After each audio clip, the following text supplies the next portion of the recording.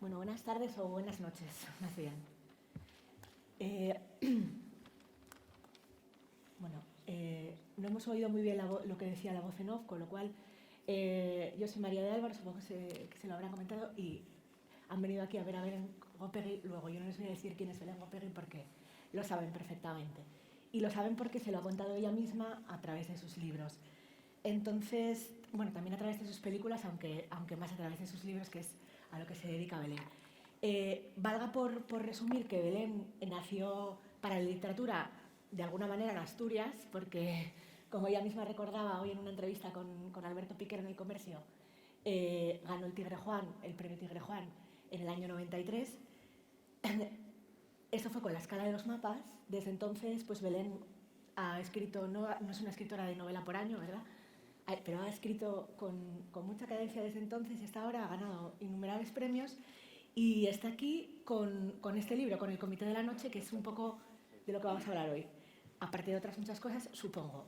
Lo primero es que, aparte de todo esto, a Belén las entrevistas no le gustan demasiado, con lo cual, lo primero, le tengo que pedir perdón y intentaremos que esto sea más bien una conversación, ¿no? que una entrevista.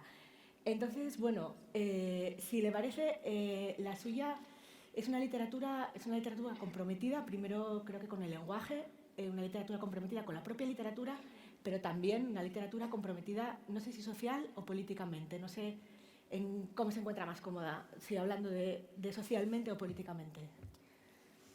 Bueno, buenas tardes y gracias por estar aquí. Y una pequeña cuestión de protocolo que no hemos hablado. ¿Podemos tutearnos o...? Pues si nos dejan. No sé si es obligatorio. Yo encantada, vamos. Yo, si es posible, bueno, fenomenal. Pues genial, pues ya está. Vale, pues el problema de la palabra compromiso es que ha sido zarandeada por todas partes, ¿no? Y de todas ha terminado significando lo que yo creo que la narrativa dominante quiere que signifique, ¿no? Que es pues una especie de narrativa que no piensa y que es automática y que está al servicio de unos misteriosos burócratas que te darían unas instrucciones, ¿no? Yo entiendo que la literatura que me interesa, que es la que contempla la política como una parte de la vida, es lo contrario de ese tópico que ellos usan de la narrativa comprometida, y yo casi lo volvería al revés, ¿no? O sea, la narrativa que sí está comprometida con el sistema actual y con la realidad vigente es la que renuncia a preguntarse, ¿no? La que piensa que lo que hay es lo natural y que es lógico y que las cosas pasan porque sí, y que siempre habrá ricos y pobres y que siempre las mujeres ganarán menos que los hombres porque es lo normal, ¿no? Esa literatura a mí sí me parece que está comprometida con un sistema, ¿no? Mientras que la literatura que a mí me importa, y yo diría más política que social, porque social también ha terminado identificándose con el Ministerio de Asuntos Sociales, ¿no? Como si fuera, cooperación casi, ¿no? Sí, como si fuera a resolver las consecuencias, pero no las causas. Las consecuencias es que hay gente que lo está pasando mal, pero la literatura política se interesa también por las causas que provocan eso, ¿no? Y eso es lo que intento hacer. En el caso del Comité de la Noche hay un foco, la diana está puesta en el capitalismo y habla del tráfico de sangre. ¿Utilizas el tráfico de sangre como una especie de metáfora o te parecía...? Bueno, inevitablemente la sangre tiene un componente simbólico muy fuerte, ¿no? Entonces, cuando la eliges, sabes que va a representar, porque la sangre es nuestra vida, ¿no? Pero al mismo tiempo a mí no me gustan las novelas que son solo alegóricas, ¿no? Sino que me interesaba que la acción fuera real, y lo que cuento del tráfico de sangre son problemas reales, que de hecho de una forma un poco más suave están sucediendo ya en Madrid, por ejemplo, en la Comunidad de Madrid, y de una forma más potente suceden todos los días en México y en otros lugares donde la gente va a vender su sangre, ¿no? Pero sí, obviamente, pues claro, si elegí la sangre también quería que pensara, bueno, que si vendemos la sangre, pues vender la vida, que es lo que decía Marx, no es tan diferente, más o menos lo mismo, ¿no? Era la siguiente pregunta, parece preparado, pero hoy vamos a hablar de comunismo, porque precisamente no es la primera vez en tus libros, ¿no? En el que sale, bueno, pues ya has defendido Cuba, por ejemplo, tal. El comunismo es un sistema que a ti te parece, te parece bien como contraposición al neoliberalismo, o simplemente porque te parece un sistema más humano. Claro, es que son cosas diferentes. Una cosa es saber, o sea, lo que te enseñan más o menos los autores marxistas siempre es que la verdad hay que situarla y hay que analizar la situación en un momento concreto, ¿no? Entonces el comunismo así en abstracto pues no existe, igual que el capitalismo en abstracto existe como unas reglas, pero el comunismo ni siquiera ha podido llegar a aplicarse nunca, ¿no? Han existido sistemas que han tratado de tender hacia esas reglas que estaban enunciadas en el comunismo y que yo creo que cualquier persona tendría que suscribir, ¿no? O sea, a nadie creo que le pueda parecer mal pues, que en una sociedad donde cada persona aporte lo que pueda y sin embargo reciba lo que necesita. Si hay alguien débil, alguien enfermo, recibirá más, y no como en una sociedad neoliberal o una sociedad capitalista simplemente donde solamente recibes en función de si eres un ganador o un perdedor, que es lo que nos van contando las películas de Hollywood, ¿no? Y si te ha tocado ser perdedor, por lo que sea, pues allá te quedas, ¿no? Otra cosa es eso cómo se logra, ¿no? Cómo se consigue que el poder se estructure. Los ejemplos no tuvieron demasiado éxito, por lo menos hasta ahora, ¿no? Claro, entonces ahí, por ejemplo, yo pienso que sigo manteniendo, cuando apoyé a la Revolución Cubana, sigo manteniendo que fue un proyecto y que sigue siendo un proyecto que está tendiendo hacia ese ideal, ¿no? Otra cuestión es que lo estoy haciendo desde un país que era pobre antes y que sigue siendo pobre ahora, en unas circunstancias muy difíciles, al que no se le deja además organizarse tranquilamente, porque ha construido un centro de biotecnología maravilloso y le impiden patentar los medicamentos, lo cual no es lógico, o le impiden, como se sabe, por el bloqueo comercial, lo cual no se entiende. Bueno, que cada uno intente su sistema y le dejen actuar, ¿no? En cuanto a los otros sistemas de la Unión Soviética y demás, pues efectivamente hubo muchas cosas que no hicieron bien y hubo otras cosas que no les dejaron hacer bien. Hay una frase de un filósofo vienés que me gusta mucho, de Gunther Anders. Él decía que así como Estados Unidos, digamos, fabricaba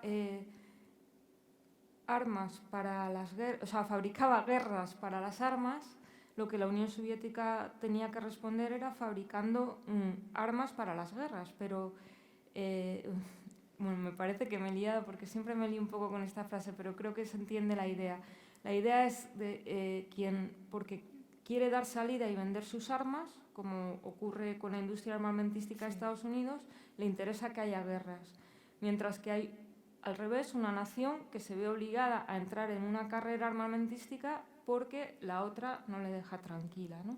Esto no pretende justificar todo, pero sí decir que los sistemas para existir necesitan tiempo y necesitan tranquilidad, ¿no? ¿Y esto las fue lo que libertades no personales tuvieron. dónde se quedan ahí? ¿Las qué? Las libertades personales. Las libertades personales. Pues, bueno, la libertad, sin más, tampoco sin ponerle adjetivos. Pues en el mismo sitio que se quedan las libertades de lo que se llama basura blanca en Estados Unidos, que no comen y no votan y de la población negra que está en la cárcel. No en el mismo sitio, en un sitio me parece que mejor, que es el sitio de vamos a intentar que aquí no haya basura, ni blanca ni negra, vamos a intentar que todos tengan pan, todos tengan educación y todos tengan salud, ¿no? Y si en el camino de que todos tengan pan y educación y salud tengo que decirle a una empresa, oye, no puedes vender tus productos a este precio, sino que entro en tu libertad y te obligo a bajarlos, pienso que esa libertad es menos importante que la libertad de comer y la libertad de ser educado y la libertad de que tus hijos puedan desarrollar sus facultades, ¿no? Hay una frase en la novela que dice: lo imposible es una provincia de lo posible, la más remota, pero existe y a veces se alcanza. Esto igual tiene un poco que ver, ¿no?, con ese deseo. Sí, esta frase se ha repetido mucho, ¿no? En las redes sociales he encontrado mucha gente y a veces cuando he hablado con personas que han leído el libro, que la tenían subrayada y por una parte me emociona, ¿no?, y por otra parte me asusta un poco, ¿no?, porque siempre creo que hay que protegerse del idealismo en el mal sentido, ¿no? Hay un idealismo bueno, que es perseguir tus propios ideales, y un idealismo malo, que es pensar que todo se puede hacer sin esfuerzo y sin resistencia de quienes se oponen, ¿no? Entonces, por eso intenté cuidar la frase, ¿no? Y creo que es cierta, pero también que es verdad ese a veces, ¿no? O sea, que no es automático que se alcance, ¿no? También en esta novela, Belén, la moral está muy presente todo el rato ahí. La moral no moralista, sino la moral. Hay un dilema claro, ¿no?, entre el bien personal y el colectivo. Le pregunta un personaje a otro en el libro y yo te lo pregunto a ti: ¿se puede pasar por la vida sin mancharse las manos? Creo que evidentemente no se puede. Quizá las únicas personas que puedan pasar por la vida sin mancharse las manos son aquellas que están tan explotadas que realmente no tienen tiempo para hacer daño a nadie, ¿no? Lo que llamaríamos hoy el proletariado en sentido estricto, que está pues en China o en Corea, o como escribía hace poco Carlos Fernando Cleary en un libro, ¿no? Decía: ¿dónde está? Pues miremos la ropa que llevamos, ¿no? Toda esta ropa la han hecho personas que a lo mejor trabajan 14 horas, que muchas veces son menores, y que seguramente esas son las personas que realmente pasan por la vida sin mancharse, porque solo son estrujadas por otras, ¿no? Pero quienes participamos de esta civilización, yo creo que nos manchamos por el simple hecho de estar contribuyendo a que esto siga adelante, ¿no? Hay otra frase en este libro que está lleno, bueno, ustedes lo saben porque lo han leído seguro, y está lleno de frases. Mis escrúpulos están en un hospital esperando un trasplante de hígado. Esto además lo repite 2 veces con un recurso que me pareció fantástico, el de la grabación, como en plan, por si no lo habías leído, que te quede claro. ¿Un buen fin justifica siempre los medios? A ver, este es un dilema muy bonito, ¿no? Porque parece como que están separados, ¿no? O sea, parece cuando quien primero dijo esta frase, que no sé quién debió de ser, claro, nos estableció ya como que los fines y los medios eran cosas distintas, como si se pudieran, pero en realidad están unidos. O sea, ¿dónde se hace el corte, ¿no? Y es más, yo creo que muchas veces ocurre al revés, ¿no? Que lo que hay que medir son los fines y no los medios. O sea, que siempre estamos como diciendo: bueno, vale, por este fin utilizas estos medios oscuros, pero no cuestiono tu fin. Y a lo mejor a veces hasta hay que preguntarnos si los fines merecen en sí mismos ser buenos, ¿no? Entonces creo que lo que hay que intentar es trabajar sabiendo que no están separados, ¿no? O sea, que el medio y el fin se va entrelazando constantemente, ¿no? También hay en esa novela, aparte de moral, aparte de compromiso, también hay algo que hay en una constante en todas tus novelas, ¿no? El tema del feminismo aparece, pero no aparece como tema, sino como algo que se dice ahora transversal, que es una palabra que me parece horrorosa, pero bueno, al final, claro, estás hablando, y hay una cosa que me hace mucha gracia, es Alex, la que llama a su padre y a su madre, cuando les llama en plural, les llama sus madres, ¿no? Y dice que le resulta tan artificial como le resultaría llamarles mis padres y englobar en padres a su madre, ¿no? Eso, al final, el tema del lenguaje, el sexismo dentro del lenguaje, eso al final, ¿tú cómo lo abordas o cómo lo solucionas? Porque, claro, también corremos el riesgo de estar todo el día con compañeros y compañeras que también es un poco cansino, con perdón. Sí, yo entiendo el problema de la economía del lenguaje, pero es verdad que hay muchas formas, ¿no?, de de ser cuidadoso, que no obligan a...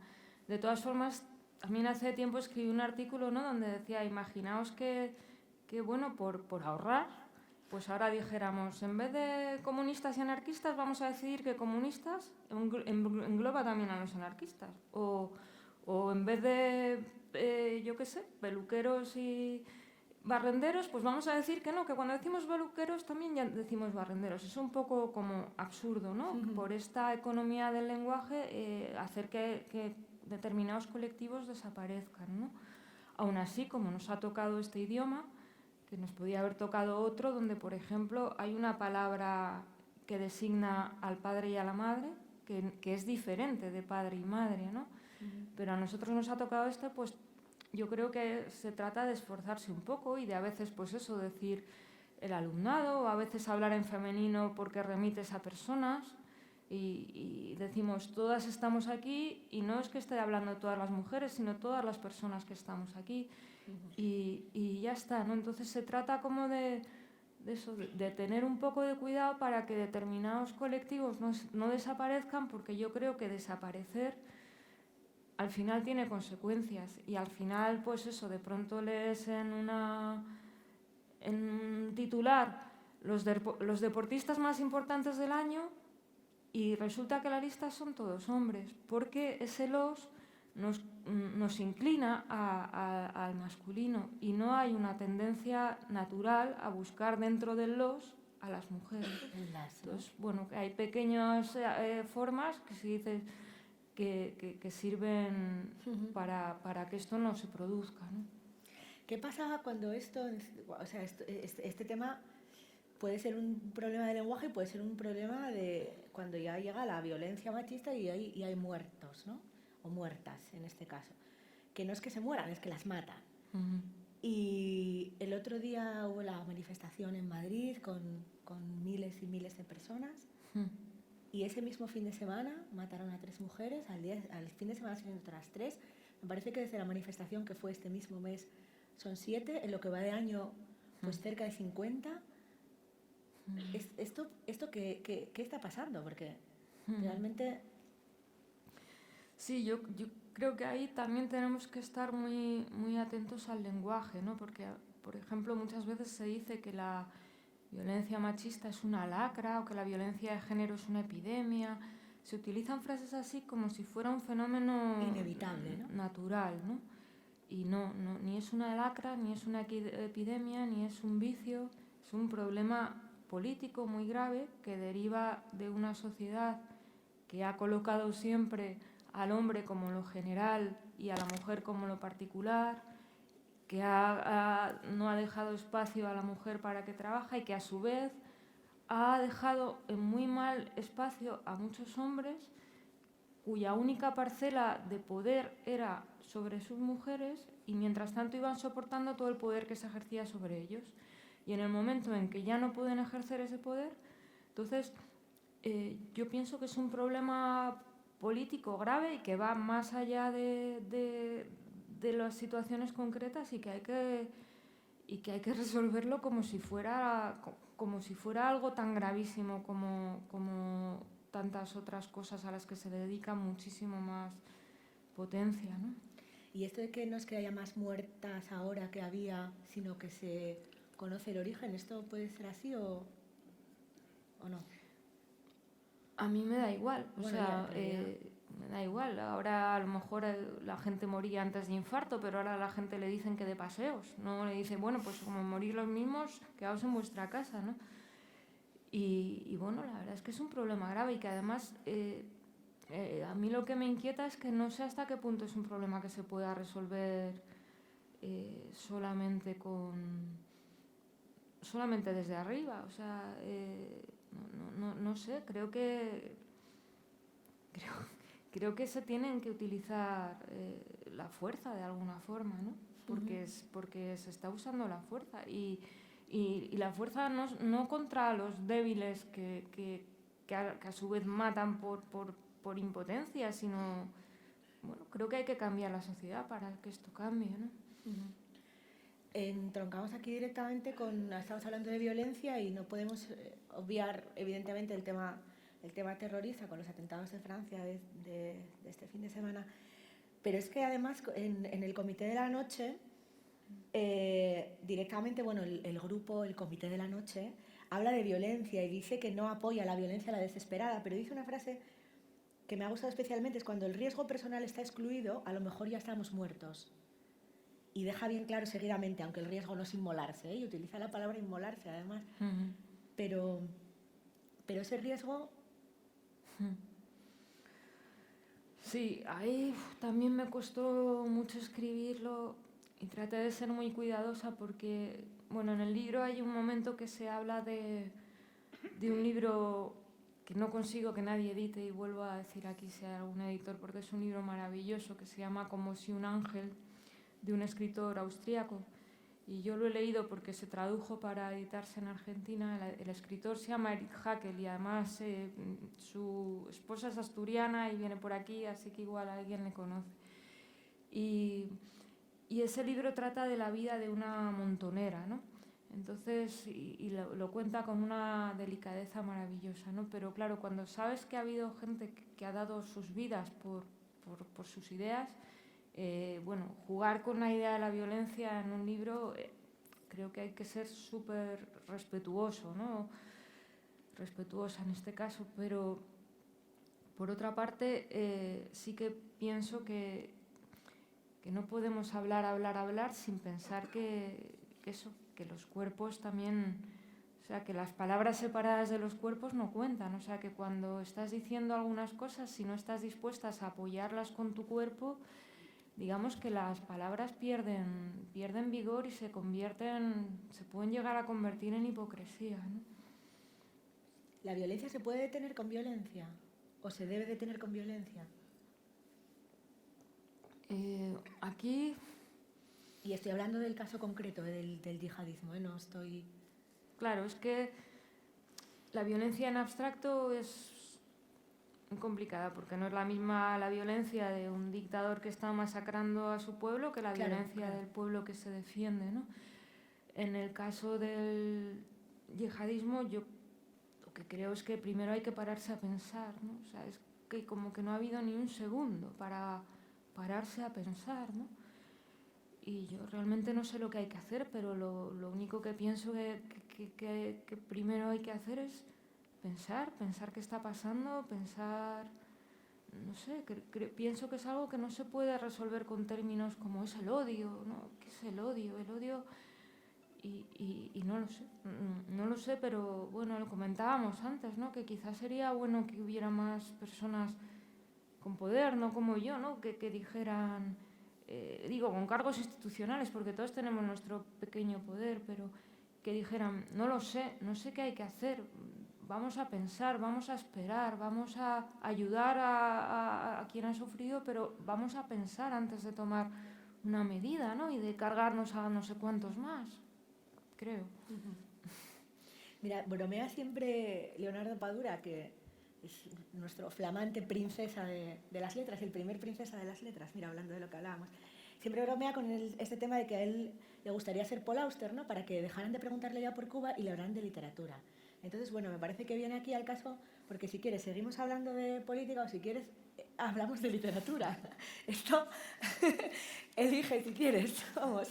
Podemos seguir con esto más adelante y meternos un poco más con el libro, ¿no? Que es a lo que hemos venido a hablar. Mira, hablando un poco del Comité de la Noche otra vez, bueno, no solo del Comité de la Noche, sino yo creo que de todas tus novelas, yo recuerdo el primer giro que dice con aquel Yo soy Sergio Prim, ¿no?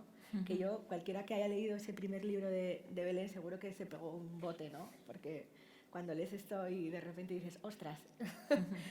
Esos recursos narrativos que son muy, muy tuyos y siempre se han señalado en la crítica de tus novelas, ¿no?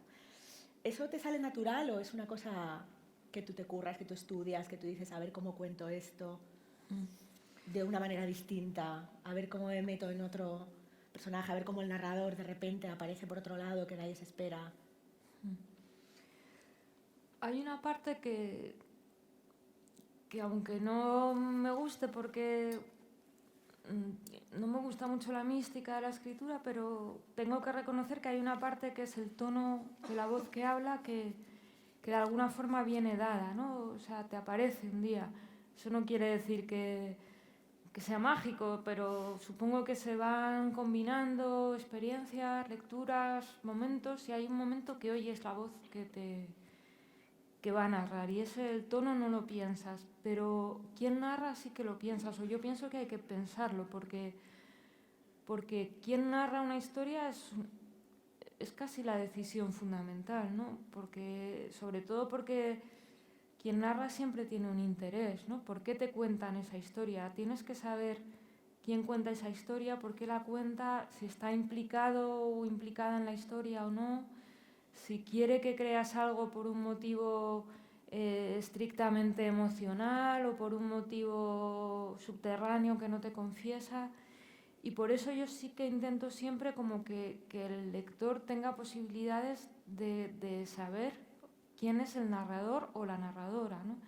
Que esto también tiene que ver con lo que decíamos antes, ¿no? En todos los manuales de literatura, en todos los textos sobre teoría literaria, siempre aparece formulado la expresión el narrador, que ya es una expresión singular, ¿no?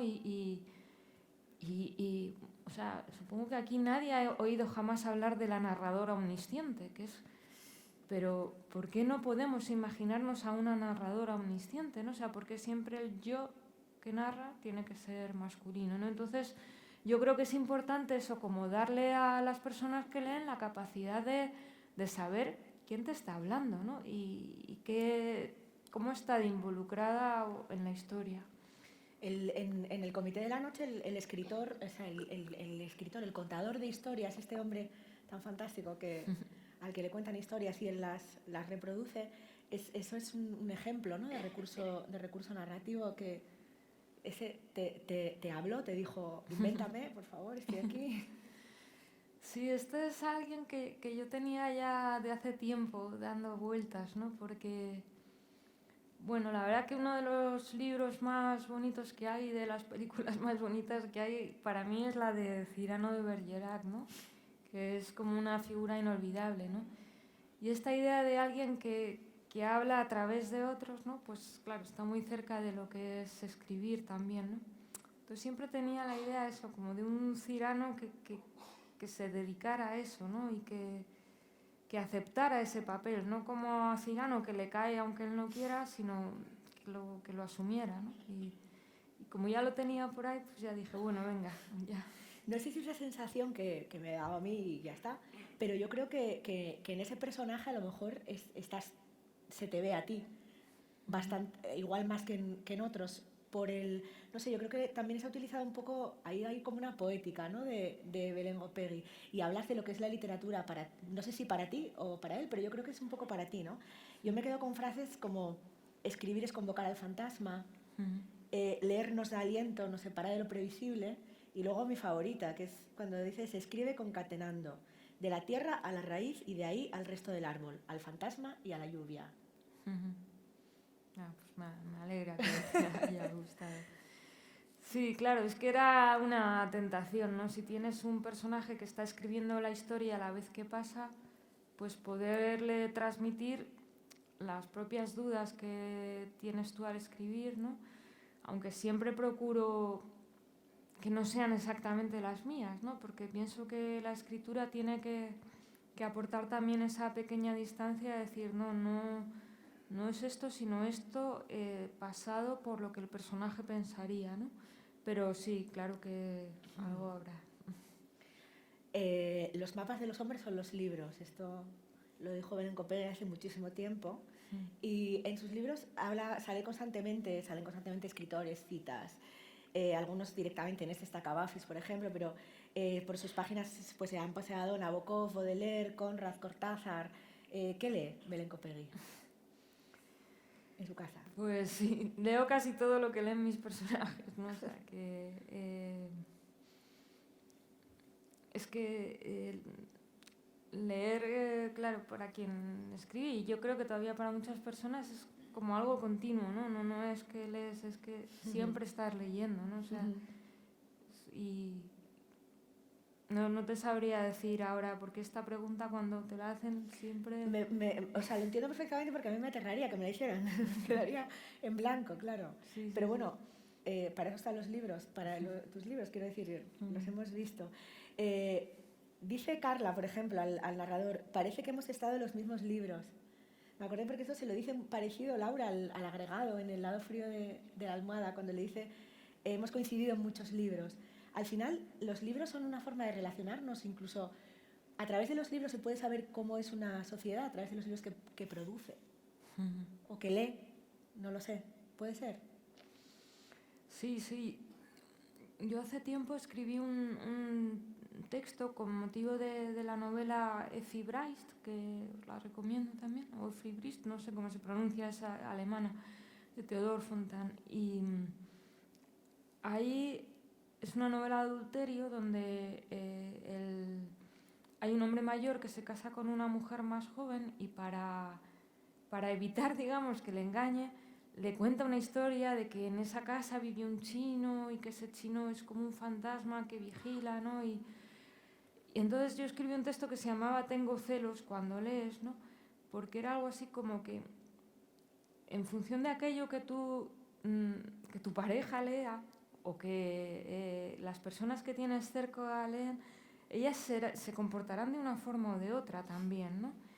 Y si a lo mejor, como le pasa a este personaje, le das a leer o le cuentas una historia que va a fomentar determinadas visiones del mundo, eso luego va a tener consecuencias en cómo se comporte esa persona contigo, ¿no?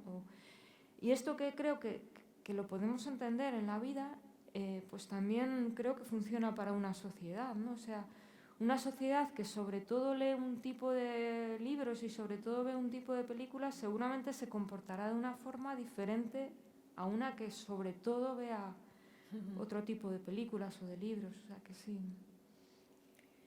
Y en todo esto, ¿dónde dejamos el sentido del humor? Hay una frase de conservar el buen humor es un heroísmo al que intento entregarme cada día. Esto lo dices también en el Comité de la Noche. Sí, sí, el sentido del humor yo creo que tiene que estar siempre, ¿no? No hay que perderlo ni... Lo que pasa es que no siempre tiene que ser muy ruidoso, ¿no? Yo tengo la sensación, no lo sé, a lo mejor no es así, claro, el libro puede parecer un poco triste, ¿no? Y en cierto modo lo es por lo que cuenta, ¿no? Pero para mí, por ejemplo, este escribiente tiene muchos rasgos de sentido del humor. Lo que pasa es que es un sentido del humor suave, ¿no? Como en penumbra, pero está ahí. Porque al final el sentido del humor viene de saber que no somos tan importantes, ¿no? Y yo creo que este personaje mío sí que lo sabe, ¿no? ¿Corremos el riesgo con tanta corrección política de perder un poco del sentido del humor? Quizás hay demasiadas cosas de las que no podemos reírnos o no. O hay cosas sagradas de las que no podemos reírnos y ya está. O sea. Para mí una pista es siempre como que el sentido del humor vaya nunca vaya dirigido contra el débil, ¿no? Sino que vaya dirigido contra el fuerte, ¿no? Me parece mejor burlarse del poderoso que del hecho polvo, ¿no? A lo mejor en determinados momentos hasta la persona que está hecho polvo le ayuda a reírse ella de sí misma, pero bueno, ya que se rían los demás, pues sí me parece correcto, digamos, pedirle permiso, ¿no? Si queremos hacer chistes con estos, bueno, o sea, a lo mejor hay gente que dice, pues mira, genial, vale, pues adelante, ¿no? Pero yo valoro más el sentido del humor o el que parte eso de quitarnos importancia a cada uno y a cada una o el que sirve para minar un poco los resortes del poder, ¿no? Y hablando por ejemplo, hablando de humor, pasamos a hablar de amor, si quieres. No me acuerdo quién decía que todas las novelas en realidad son novelas de amor. Y he intentado encontrar quién decía eso y no lo he conseguido. Pero bueno, no importa. Es un tema del amor recurrente en tu obra, pero de la misma manera que recurrente, yo siempre, o casi siempre, se ha tomado como con cierta prevención, ¿no? O sea, apartándote un poco. Te leo frases que tú conoces perfectamente, pero bueno, a mí me hace mucha gracia la de Brezo en la escala de los mapas de tengo amores como que son como catarros mal curados, ¿no? Pues bien, el amor se autodestruye no para sobrevivir, sino para vivirse. Esto me parece, esto ya es más serio. Quiero decir que el amor al final, si no se destruye, no es amor. No sé si esto...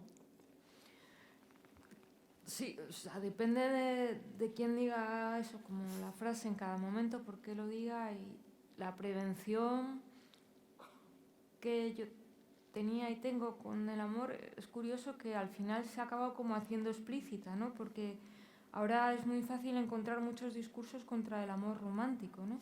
Mientras que eso hace unos años no existía, o sea, todo el mundo le parecía muy bien el amor romántico, y ahora, bueno, como que se ha visto la carga que tiene de destructiva el amor romántico, ¿no? Y hasta qué punto tiene sentido decir cosas como sin ti no puedo vivir y conmigo sin ti me mato, o te mato a ti primero y luego me mato yo. Y claro, estas cosas al final, bueno, pues enlazan con lo que antes hablábamos, ¿no? Entonces sí, siempre he tenido una prevención contra esa idea del amor, ¿no? Luego, efectivamente, no sé si todas las novelas, creo que no todas, pero bueno, hay muchas que tratan, porque el amor es una de las narraciones más... Es una narración, en realidad, ¿no? En esa novela sacas la figura de los erizos, ¿no?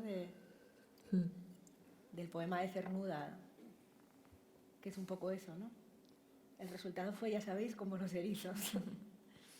Sí, aunque luego dicen que no, que los erizos se pueden dar calor sin hacerse daño. Sin pincharse, sí. Esto es una noticia. Hablando un poco, otro tema que sale, en acceso no autorizado era más explícito, pero al final, bueno, pero nosotros, Internet, bueno, es que hablar de Internet, hablar de nuevas, no sé si nuevas, de tecnologías de la información o de la comunicación, es hablar de nosotros mismos, ya forman parte, ya no las podemos desligar de nosotros, ¿no? En este libro hablas de las ventajas que tiene de comunicarse, evidentes, y también, como decías, del amor con prevención, ¿no? Con tener un poco de cuidado. Me ha hecho mucha gracia que para contactar con el Comité de la Noche hay que ir a una cabina de teléfonos. Que esto es muy nostálgico, porque ya no hay. Hay pocas, sí, hay pocas. ¿Cómo te relacionas con este mundo paralelo en el que no es paralelo porque nos tiene devorados de Internet, de las redes sociales? Bueno, como la novela pasa en Bratislava sí que había, por lo menos cuando yo estuve, todavía había cabinas. No sé si habrán tomado la decisión de hacerlas desaparecer, ¿no? Con la consiguiente pérdida de privacidad que traerá, ¿no? Pues esto, Internet ya es eso, forma parte de nuestra vida. O sea, ya es tan raro hablar de Internet como hablar de la comida, ¿no? O sea, creo que forma parte ya ahí. Yo a veces me rebelo incluso porque hay tantas cosas de la administración que solo se pueden hacer a través de Internet, y lo peor es cuando además solo se pueden hacer a través de determinados programas que son privativos, ¿no? Y tú dices, no, pero es que en mi navegador no veo esto que usted me dice que tengo que ver. Pues coge Internet Explorer. Es que no quiero coger Internet Explorer, ¿no? Porque usted es una administración pública y por lo tanto tiene la obligación de que todos podamos acceder utilizando, si queremos, otros sistemas operativos. No me puede imponer a mí el sistema operativo, ¿no? Entonces, bueno, me relaciono desde el conflicto y desde la idea de que Internet podría haber sido otra cosa, y todavía yo creo que laten gérmenes de la posibilidad de que gérmenes no malignos sino buenos, ¿no? De que llegue a ser otra cosa, ¿no? O sea, Internet es como nos permite conectarnos. Entonces, digamos que la irrupción de las empresas y de la irrupción de los móviles, ¿no? Para mí, Acceso no autorizado era una novela que ocurría cuando todavía los móviles no estaban tan cargados de Internet, ¿no? Porque los hackers pueden actuar mucho más a través de los ordenadores, pero con los móviles ya todos tenemos ahí todo identificado, ¿no? Es como que... Y aparte es mucho más fácil. Yo llegué a aprender un poquito, no mucho, pero un poquito de cómo cómo entender un sistema operativo y cómo usarlo, mientras que los sistemas operativos de los móviles ya todas las opciones están predeterminadas siempre, ya si lo ruteas el móvil te vienen 8000 amenazas y entonces perderás este móvil y si se estropea no te lo arreglaremos nunca jamás, ¿no? Entonces, bueno, me relaciono eso como con la nostalgia la nostalgia hacia el futuro, de que recuperemos un poco la autonomía sobre Internet y que no todo sean plataformas que hoy te ponen un corazón aunque tú no quieras y mañana te ponen lo que sea, ¿no? Y en el tema concreto de las redes sociales, aprenderemos a vivir nuestra vida sin tener que comunicarlo constantemente. Aprenderemos a comernos un plato de faves sin tener que hacer una foto y subirla. Sí, yo creo que sí, que también hay sarampiones, ¿no? Y después se van pasando y yo creo que sí. Hay otro sarampión de redes sociales que es el del buen rollismo, ¿no? El de todo. Hay una frase fantástica en este libro, o sea, yo aplaudí cuando la leí. Vivir el presente es ser un pez. Yo me levanto con mi exceso de pasado y mi exceso de futuro y si no, me vuelvo a la cama. Esto es una reivindicación que en estos tiempos de el presente, de ser feliz, vive la hora, vive el ya, esto es valiente de decir, yo creo. Sí, bueno, más que valiente es que estamos hechos así, estamos hechos de pasado y de futuro, y cuando nos intentan meternos en un supuesto ahora que este instante sería feliz, bueno, pues a lo mejor sí que es posible dedicar 5 minutos o 15 al día a una meditación que nos descanse e intentar no pensar, pero sabiendo que estamos haciendo un espacio que no es el resto, y el resto está cargado de pasado y de futuro, y por eso también yo creo que anima a luchar, ¿no? Porque sabes que el presente de ahora será tu pasado y te condicionará, ¿no? Y por eso no debemos dejar que simplemente pase, ¿no? Uh-huh. Y sigues ya con esto, Belén quiere leeros el arranque del libro, pero a mí me gustaría preguntarte para terminar si sigues deseando ser punk o esto se pasa. Bueno, era mi personaje, Martina, quien deseaba ser punk, y yo comparto parte de su impulso. Y sí, tengo un amigo que es el que me ayudó con la música, ¿no?, de esa novela, ¿no?, que él decía así como que parte del deseo de ser punk era el deseo de romper cosas, ¿no? Y yo sí, ese deseo lo tengo a veces todavía, ¿no? Y bueno, lo de leer no sé si entra dentro de lo previsto, y si tienen o tenéis ánimo, son como, calculo, 6 o 8 minutos, pero le comentaba antes que es que, claro, yo escribo, y cuando escribes pues como que vas depositando las palabras, corrigiéndolas, y cuando hablas, como es un acto como este, pues improvisas, luego no matizas, y entonces como que me gusta por lo menos leer un poco, porque es lo que más o menos hago, ¿no? Entonces, si os parece bien o les parece bien, pues sí. Bueno, pues... Mayoría. Mayoría que habla, por lo menos. Aplastante. Pues nada, leo cómo empieza la novela, y es la narradora quien habla, ¿no? Hoy he vuelto a casa. Han pasado 10 años desde que me fui. En realidad debo decir, hoy hemos vuelto a casa, mi hija Marina, de 8 años, y yo. Mis padres habían convertido el cuarto donde yo dormía en un sitio para estar con el ordenador, ver televisión, guardar cajas de ropa, de libros y planchar. Ayer nos pusimos a hacer hueco. Detrás de las cajas aparecieron las pegatinas que coloqué en la cama nido de madera blanca. La tabla de la plancha se apoyaba en el póster de un viejo videojuego. Debajo de la tele encontré mi tigre de peluche, y junto al ordenador un oso tallado en madera y usado por mis padres como pisapapeles. He sacado esas cosas también. No quiero regresar al cuarto de cuando era niña. Mientras estemos aquí, este será el cuarto de Marina, aunque en las noches deba compartirlo conmigo. La ventana da a las ramas de un almez y a una calle estrecha con demasiado tráfico de autobuses. Voy a vivir al otro lado de las ramas, y aquí, en cada palabra. Yo ya no necesito un cuarto, y no es que Virginia Woolf no tuviera razón, sino que esto es una emergencia, como la risa que se mueve en la fotografía, la época, vivir hoy. Tengo 33 años.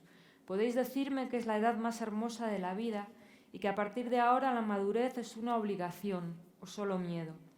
En el azúcar blanco de los sobres he visto horror, cristales que me hablaban de mundos fríos, y luego el horror se encarnó y habitó entre nosotros en un sueldo, por tercera vez en 2 años, que nadie nos iba a pagar, aunque habíamos trabajado 48 horas a la semana.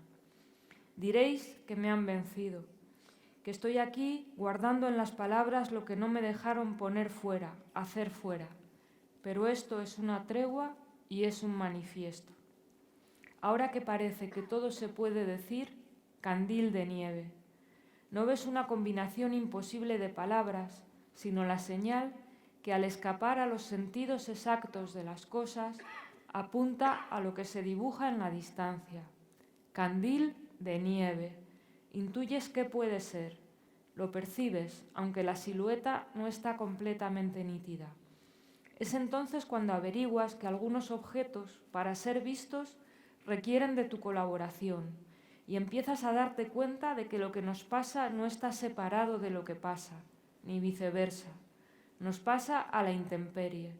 Es en la intemperie donde nos escucho decir, candil de nieve. Cantamos de lo que aún no se entiende, pero nos hace latir el corazón. Durante un tiempo yo no creí que hubiese alguien al otro lado de lo que se escribe, quiero decir. Pensaba, tengo que ver sus caras, tengo que estar cerca, y la piel, y el olor, y los abrigos. Pensaba, la red nos confunde, lo que cuenta es este cuarto a donde he vuelto ahora, o el piso de un edificio apuntalado, en ruinas, donde Héctor, el padre de Marina, comparte casa con otros 3 amigos, o las casas peceras que fuimos alquilando los dos. En internet decía no hay goteras, ni hace frío, ni se oye gritar a los vecinos, y la pintura del techo no se cae a pedazos. Pensaba que era problemático hablar como si no estuvieras en ninguna parte, o como si solo estuvieras en esa parte, un ciberespacio decorado con fotografías, pero no de lo que hay, sino de lo que queremos enseñar. Hasta internet decía, te siguen la edad y la estatura, aun cuando juegues a ocultarlas. La humedad y el frío del lugar desde donde escribes no se van, por cálida que sea la pantalla. ¿He cambiado? En cierto modo, pues, candil de nieve, lo que ahora digo es que este hablar como si las paredes no nos persiguieran tiene su razón de ser, y las razones pesan y cuentan a su modo. La yema del dedo roza la tecla. Escribo dientes de la democracia. Escribo café en abismo.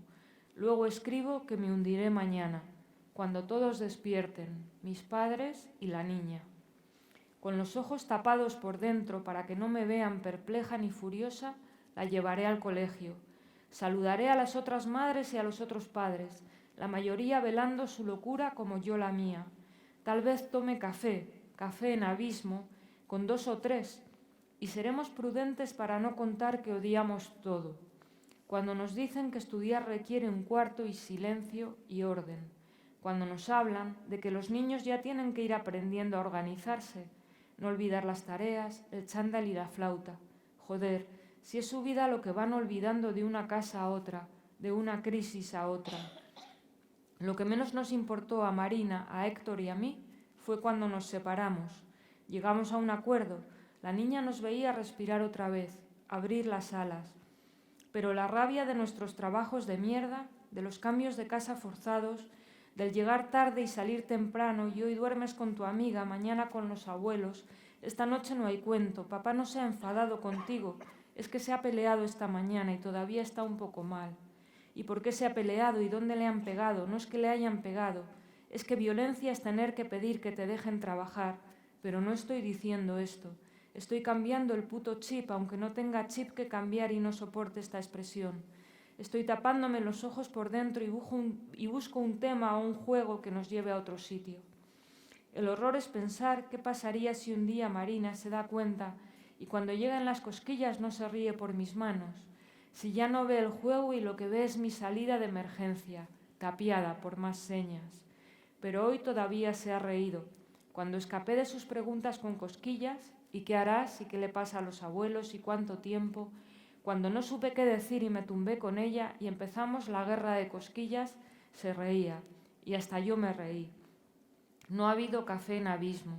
Los padres y las madres se han dispersado como después de una bomba, como si algo urgentísimo les reclamara. La mayoría está en paro, como yo.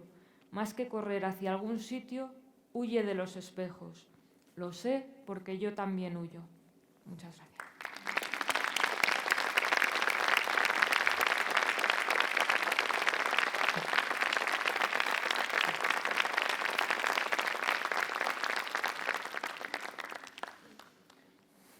Uf, yo me he quedado... hay un turno de preguntas, entonces si quieren o si queréis, porque como ya estamos en familia, vamos a meternos todos.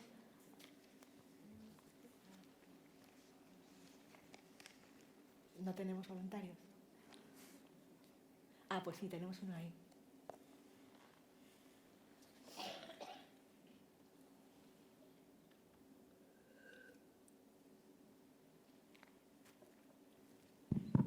Hola, hola, bienvenida a Avilés. Creo que en Avilés has estado más veces.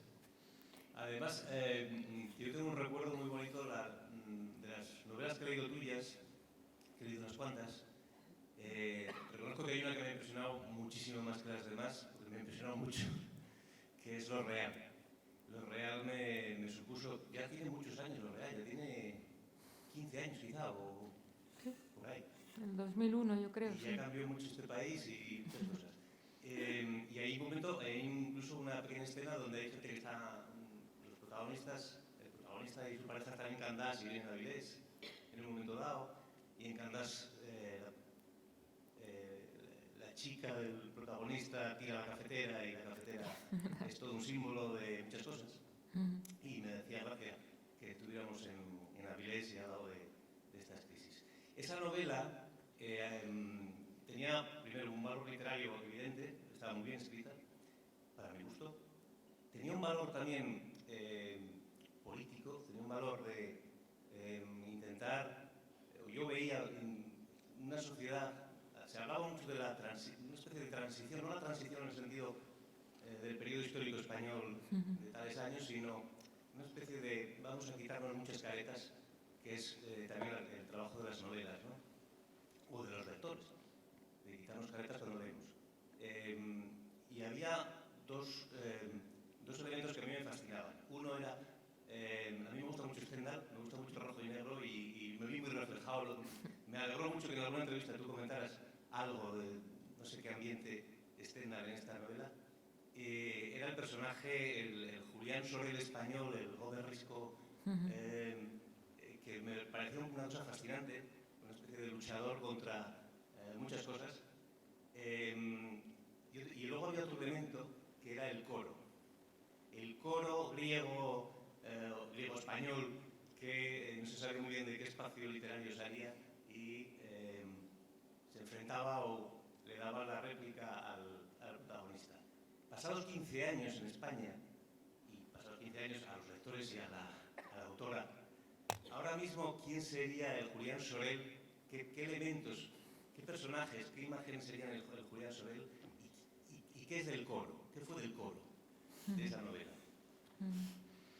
Sí, pues... sí, la verdad es que es una novela a la que yo le tengo especial afecto, ¿no? Y el coro se llamaba Coro de Asalariados y Asalariadas de Renta Media Reticentes. Bueno, hoy ya no estarían reticentes. Hoy ya estarían bastante más que reticentes, ¿no? Y en cuanto al personaje Edmundo, yo escribí también un texto sobre Rojo y Negro, se llama La soledad social, ¿no? Donde hablaba, o sea, trataba como de defender a Julián Sorel, ¿no? Contando que Julián Soler ha pasado a la historia de la literatura como un trepa, ¿no?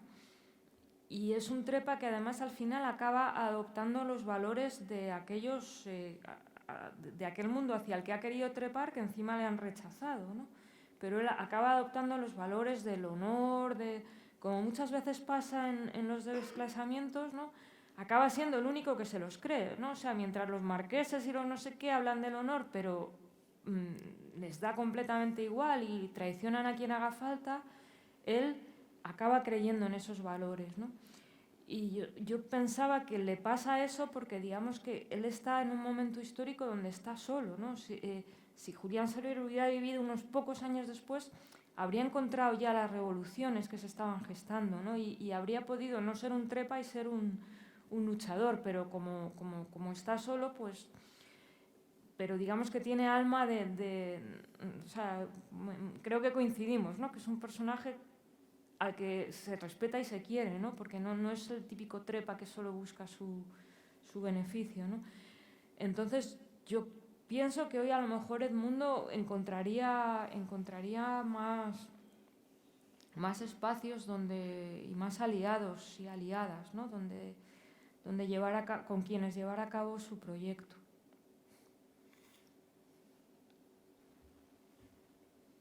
¿No se anima nadie más? Lo debemos contar todo ya. Sí, sí. Igual se me oye. Yo quería hacerte una pregunta... Bueno, Espera un segundín porque mira, están bajando ahí el micrófono. Es que aquí arriba no se oye muy bien, la verdad. Gracias. Bueno, lo primero, felicidades por tus libros, porque como poco me parecen interesantes y reflexivos, muchísimas veces. Y también otra cosa, que no sé si estoy equivocada, tú hiciste Derecho y luego cambiaste a la literatura, esa idea de perseguir algo más justo, de buscar la justicia, yo sí la veo reflejada muchas veces en tus libros. Es una parte, no sé si es verdad, y me gustaría, casi es un consejo, yo soy profesora y muchas veces amo la literatura, no doy precisamente lengua ni literatura, pero quiero transmitir muchas veces que lean, que se informen. Doy clase a niños de 13 y 16 años y a veces es muy difícil. ¿Cómo? Yo sé tus frases y sé las que acabas de leer tú. ¿Y qué les dirías? ¿Por qué leer? Esa sería mi pregunta para poder yo transmitirla. Gracias. Pues gracias a ti, ¿no? Ojalá que tengas razón y que sean así lo que escribo, ¿no? ¿Por qué leer? Hay muchos motivos que se usan a menudo, ¿no? Yo creo que no es muy bueno entrar por lo del placer de la lectura, porque aunque es verdad que la lectura se disfruta, es un placer demorado, por así decir, y cuando un adolescente tiene el placer inmediato en el móvil o en la tablet o bailando, el placer de la lectura creo que no es un buen argumento para entrar, ¿no? Yo pienso que el mejor argumento, aunque suena un poco extraño, pero es que los libros te dan poder, ¿no? Aunque los libros te dan herramientas y te dan poder. Herramientas como yo creo que ya están un poco hartos y hartas de que se lo digan, porque parece que todo le da herramientas, todas las asignaturas, todo eso, pues quizá no, pero poder sí que te lo da, porque el otro argumento que también se usa es el de vivir otras vidas, ¿no? Pero justo hoy creo que también tienen muchas vías para vivir otras vidas y son más efectivas tener 7 avatares que leer, ¿no? Por eso pienso que en cambio el poder que te da conocer los pensamientos de las demás personas, conocer sus emociones, saber cómo reaccionar ante los celos, ante la envidia, ante el miedo, ese es el tipo de argumento que yo usaría, ¿no? Yo últimamente estoy escribiendo cada vez más para niños y para niñas, porque realmente me parece un terreno muy muy fértil, ¿no? Cuando logras, que no siempre lo logras, ¿no? Pero... Y trato de hacerlo así, o sea, trato de que esos libros les proporcionen algo, ¿no? De este tipo, ¿no? Y no sé, la verdad que tienes una tarea complicada, ¿no? Pero yo estoy... O sea, a mí me ha gustado escribir libros de literatura juvenil e infantil porque como mi escritura a veces es un poco... como me enredo mucho en el lenguaje o porque trato de ser muy precisa y eso a veces cuando hablas de emociones o de ideas te exige pues unos registros a los que un adolescente o un niño de 12 años desde luego no va a llegar, ¿no? Aunque debería poder llegar, porque supongo que muchos de los que estamos aquí nos formamos sin tener literatura infantil y juvenil y leyendo a Dostoyevsky muy pronto, pero no son estos tiempos, ¿no? Entonces, cuando escribo literatura infantil y juvenil, que ya sabéis que la frase está conocida, es que no es la que leen los niños, sino la que también pueden leer los niños y las niñas, pues me parece que se puede lograr eso, ¿no? O sea, que se pueden lograr historias que les sirvan, que no tengan excesivos trabas de tradiciones. Y luego pienso que habría que trabajar más con... Tú no das lengua ni literatura, o sea que no va por ti, pero habría que trabajar más con los profesores y las profesoras estas cosas de la lectura comprensiva, ¿no? Porque creo que a veces matan un poco la lectura, ¿no? O sea, cuando tienen que leer libros y al final lo que les preguntan es si la camisa que llevaba fulanito en la página 30 era roja o azul. Es como un examen para que demuestren que han leído el libro, pero no es eso, ¿no?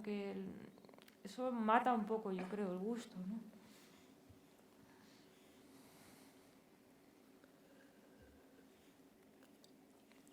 La ves ahí, detrás. Buenas noches. Debe de ser difícil meter a los adolescentes el amor a la lectura cuando me decía un amigo, profesor de literatura, que el libro que tenían que leer era Pedro Páramo. Pedro Páramo yo creo que requiere haber transitado ya un poco por ese camino, ¿no? ¿Qué te parece? Sí. Hombre, hay muchos programas y muchos profesores y profesoras y la mayoría que yo conozco no obligan a leer Pedro Páramo, pero sí, me parece bastante imprudente, pero a veces el problema no es tanto el texto, sino lo que le rodea, ¿no? Aquí ya hablo de experiencias particulares, porque no sé tanto, o sea, hablo de algunos amigos profesores y algunas amigas y de amigas y amigos con hijos que leen o no leen. Pero así como cuando yo estudié, el problema era que efectivamente teníamos que leer prácticamente todo clásicos, que a veces son duros, aunque yo recuerdo haber disfrutado de la lectura de la de Celestina como nadie, o sea, creo que es de los libros que más he subrayado y que más me han influido. Pero claro, ya era en COU, debía de ser o algo así. Pero a veces, incluso cuando les ponen libros muy sencillos, el problema es eso, que convierten después el libro en algo, en un motivo de examen, y no de examen sobre lo que el libro te ha hecho pensar o sentir, sino de examen sobre si te acuerdas de qué pasó en tal momento, ¿no? Y entonces ya no los están leyendo para tener una experiencia con ese libro, sino para contestar a un examen, ¿no?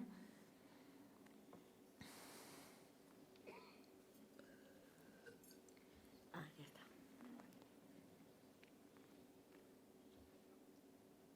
Mira, si le parece que hable ya que la tenía, y luego usted, ¿de acuerdo? Gracias. Bueno, gracias, Belén, por tu intervención esta noche. Conectando con la pregunta de hace unos minutos que se te formuló sobre por qué leer, a mí me gustaría que nos dijeses por qué escribir, qué es lo que te lleva a escribir y si alguna vez pierdes la fe en el proceso de escribir o no tienes ganas. Y de paso, ¿cuál es tu proceso creativo? ¿Escribes cada día? ¿Solo cuando sientes la necesidad de escribir? ¿Escribes como un trabajo, tengas o no tengas ganas? ¿Hay ciertas horas del día? Algo sobre tu proceso creativo. Gracias. La fe la pierdo constantemente, sí. La convicción de que tenga sentido escribir y publicar, ¿no? Esa tengo muchas dudas y muchas veces pienso que hay otras actividades que son sin duda más útiles y mejores, ¿no? Y que a lo mejor una novela en este momento no es lo más apropiado para escribir, ¿no? Incluso aunque se escriba, que a lo mejor habría otros géneros, pero es lo que sé hacer y es lo que creo que sé hacer y me gusta mucho. O sea, este es uno de los motivos por los que escribo, porque me gusta muchísimo escribir y por otra parte sigo pensando que hay una clase de historias y una clase de cosas que solo se pueden contar así, ¿no? O sea, pienso que la imaginación es la forma que tenemos de hacernos conscientes de las experiencias y que una novela nos permite hacernos conscientes de experiencias que no hemos tenido pero que pueden ser importantes, ¿no?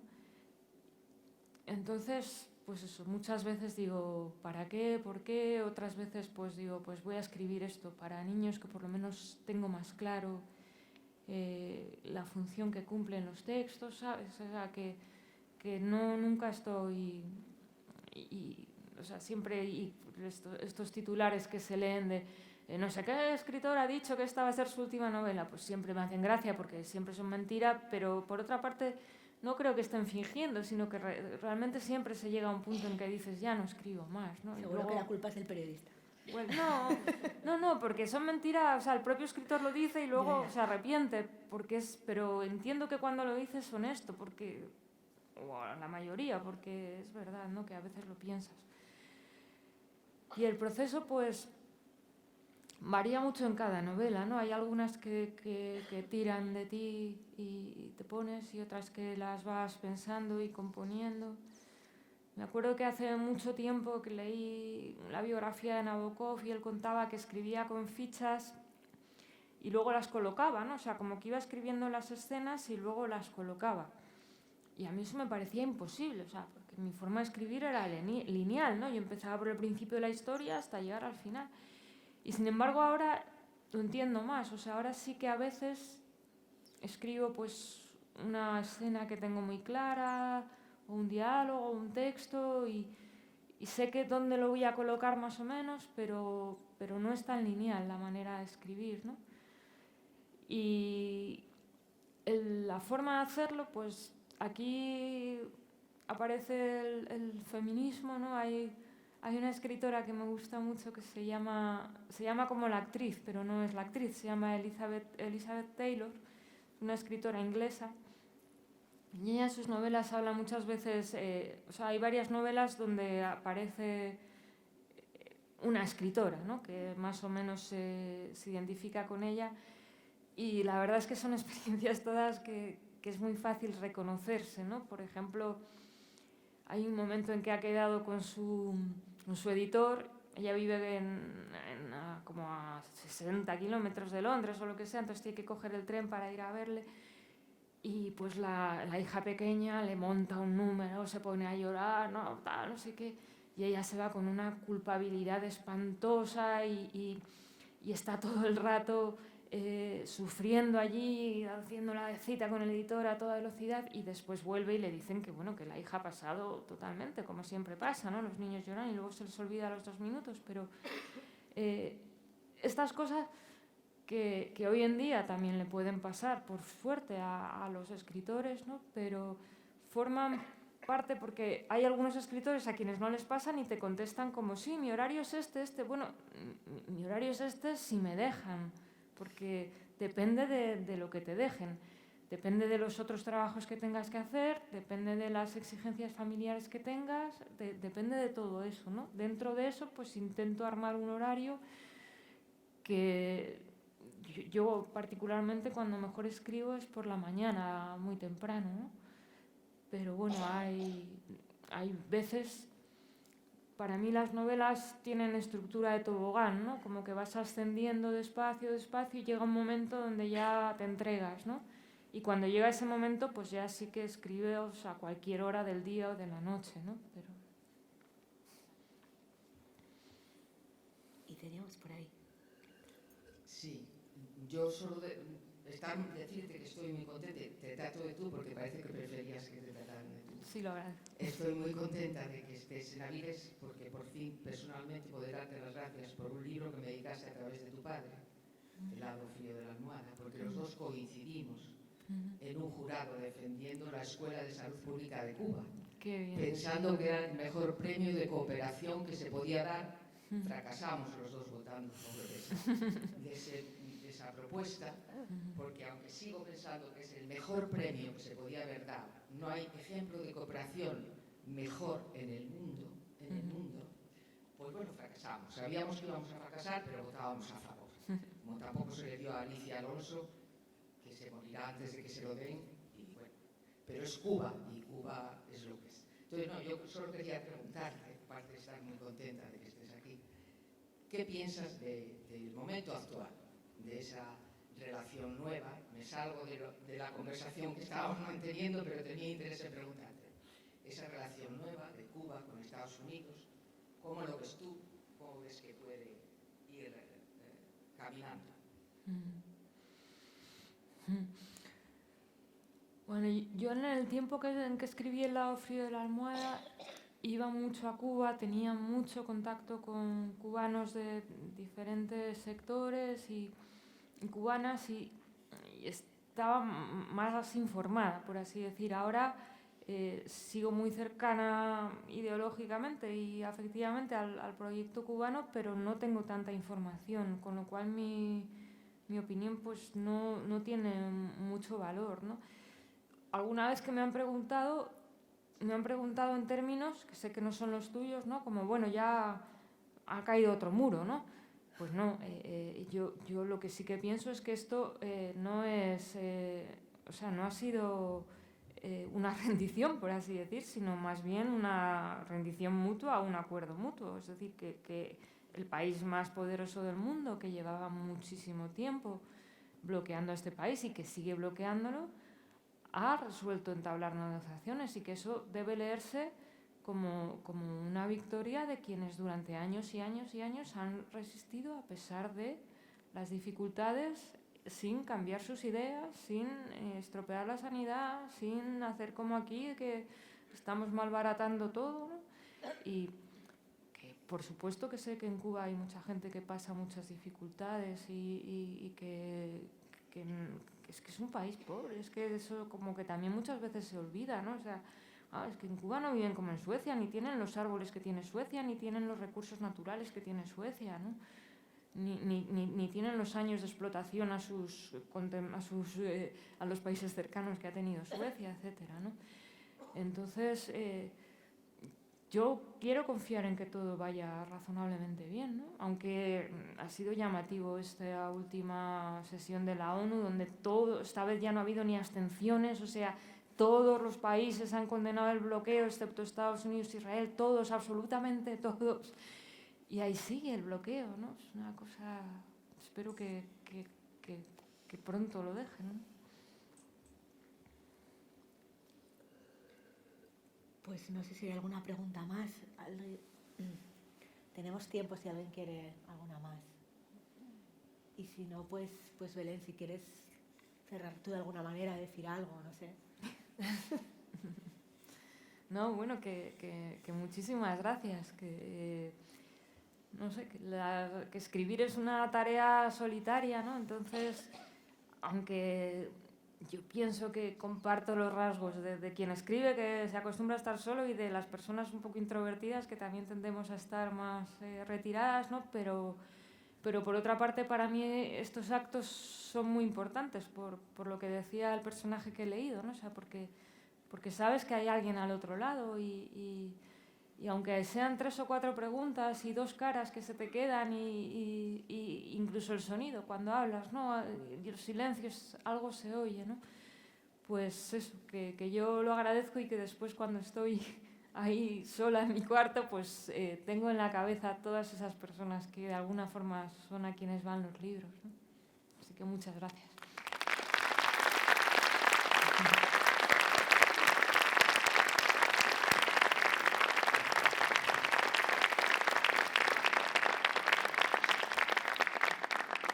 Pues muchas gracias.